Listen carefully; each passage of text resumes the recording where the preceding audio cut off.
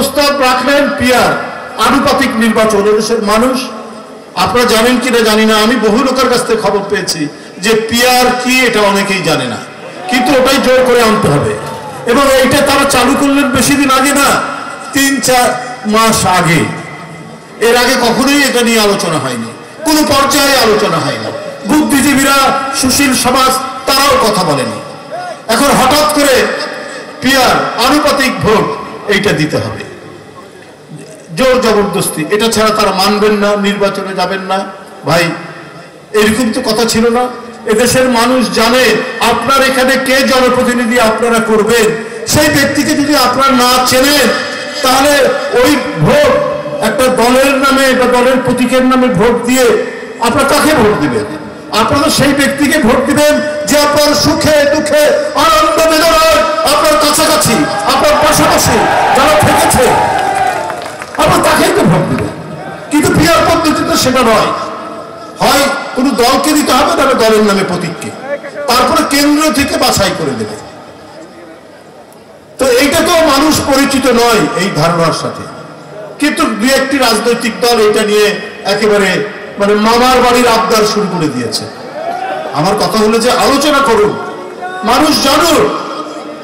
কিন্তু এদেশের মানুষ 16 বছর আপনার অবাধ সুষ্ঠু নির্বাচন করতে পারেনি, ভোটাররা ভোট কেন্দ্রে যেতে পারেনি, ভোট কেন্দ্রে বিচরণ করেছে চতুষ্পদ জানোয়ার, গরু বাছুর ছাগল কুকুর ছাড়া আর কেউ যায়নি।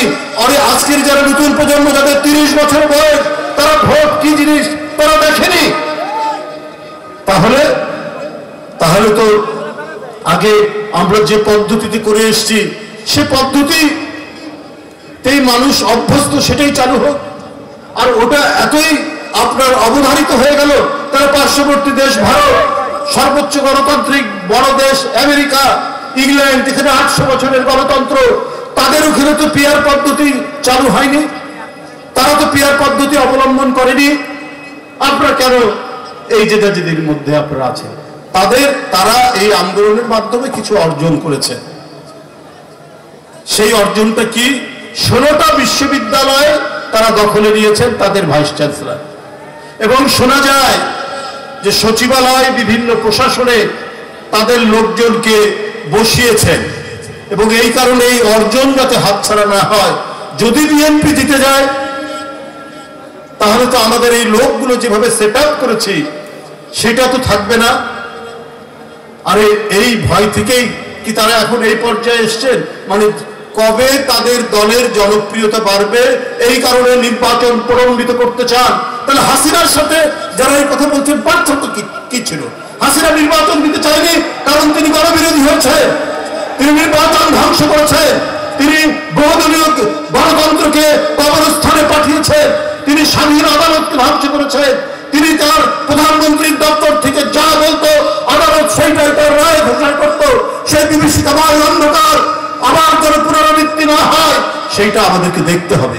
দিয়ে নির্বাচনে যাবেন কি যাবেন না এটা যদি বলতে চান, তাহলে তো আমরা যে অর্জন করেছি সবাই মিলে, যে আমরা একটা অবাধ সুষ্ঠু নির্বাচন, একটি গণতান্ত্রিক পরিবেশ, আমরা স্বাধীন বিচার ব্যবস্থা, আইনের শাসন এবং মুক্ত কণ্ঠে কথা বলার যে অধিকার, সেই অধিকার নিশ্চিত করার যে চিরায়ত গণতন্ত্র, যে প্রকৃত গণতন্ত্র, সেইটা প্রতিষ্ঠার জন্যই তো আমাদের এই লড়াই।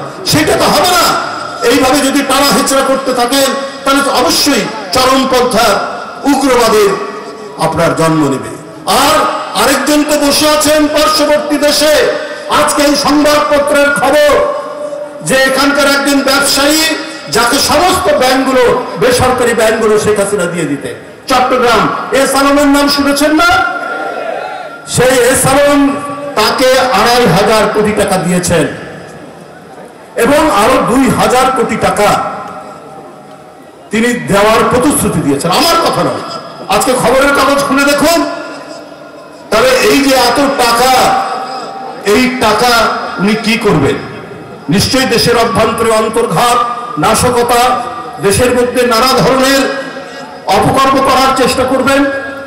এই লোকগুলোকেই তিনি তৈরি করেছিলেন 15 বছরে 16 বছরে, যে জনগণের সব টাকা, এই টাকা একজনকে দিয়ে দিবে এবং তার যখন দরকার হবে সে যখন বিপদে পড়ে যাবে, দেশে থাকতে পারবে না, তখন সে টাকা দিবে।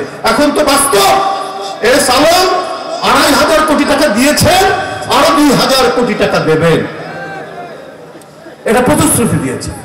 এবং মক্কা অথবা মদিনায় সেখানে বেশ কিছু আওয়ামী লীগের লোক আছে, সেখানে তার সাথে আলাপ আলোচনা হচ্ছে, সেখানে একটা বিল্ডিং কেনা হবে নাকি, সেইখানে একটা অঘোষিত আওয়ামী লীগের অফিসের মতো থাকবে। তো এগুলো কিসের আলাদা?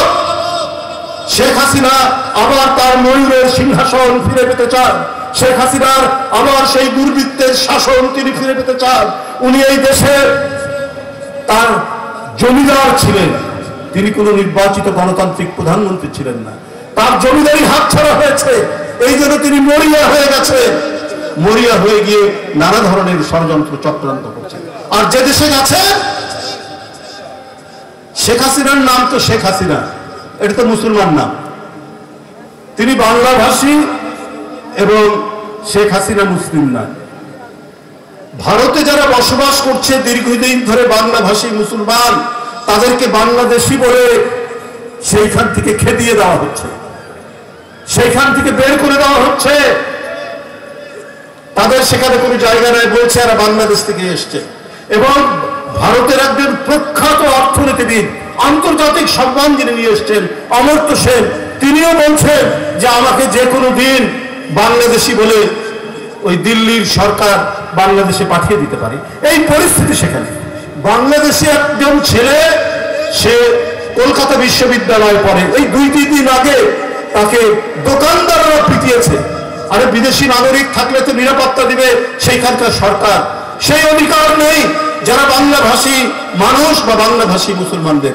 কিন্তু শেখ হাসিনাকে তারা জামায় আদর করে সেখানে পালন করছে, শেখ হাসিনা সেখান থেকে ভিডিও বার্তা দিচ্ছে, শেখ হাসিনা সেইখান থেকে বাংলাদেশের ভিতরে নাশকতা করার জন্য বিভিন্ন নির্দেশ দিচ্ছে।